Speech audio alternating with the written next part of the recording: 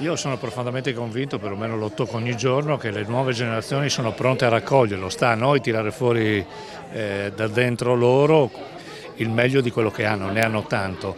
L'assessore regionale alla protezione civile Riccardo Riccardi è intervenuto nella sala consigliare di San Pietro Natisone alla presentazione dei Campus Estivi 2025. Iniziativa formativa rivolta ai ragazzi e promossa in collaborazione tra la Protezione Civile regionale e l'Associazione Nazionale Alpini.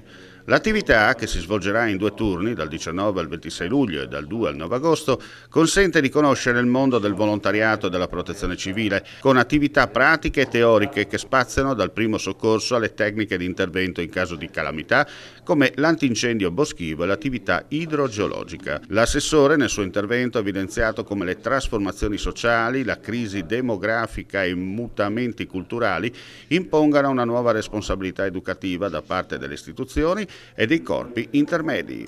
Io penso che queste occasioni siano anche occasioni dove noi offriamo quei luoghi nei quali le persone si possono confrontare, possono crescere.